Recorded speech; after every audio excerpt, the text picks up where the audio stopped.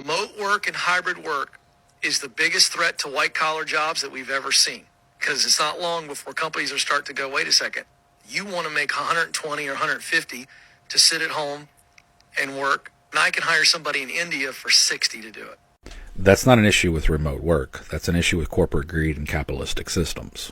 Because that was a thing long before the pandemic and before remote work became such a popular thing as it is now.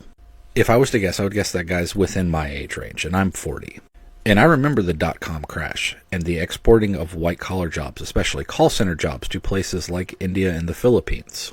In fact, before I joined the Army and made the career shift into counter-extremism, I worked in a call center doing tech support.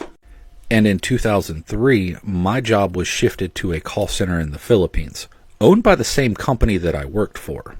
In fact, they took a bunch of us, I wasn't one of them, and shipped them over to the Philippines call centers to train up the new hires and set up that call center. The entire time they were telling us that this new call center in the Philippines wasn't going to be our replacements, but an add-on to work with us. As soon as that call center was up and running and fully operational, the people who went over there to train were offered management positions in the Philippines. The rest of us were told if we wanted to continue working with the company, we had to accept a new contract and move out of the tech support contract we were in. Translation, the Philippines call center was actually our replacement, and they've been lying to us the entire time. In that job in 2013, I made about $11, $12 an hour. I had been promoted a few times. That wasn't the base pay. The agents in the Philippines made $5 a day. So that had nothing to do with remote work. It simply happened because the capitalists who owned the company realized that instead of paying me $11 an hour, they can pay a person in the Philippines half of what I make in 1 hour for the entire day. This is why we say capitalism is exploitative. Because it doesn't matter what workers request or what workers demand. Capitalists will always attempt to find a way to do it cheaper without actually taking care of their workers. And this isn't even just a white-collar remote worker thing. This happens with blue-collar jobs all the time.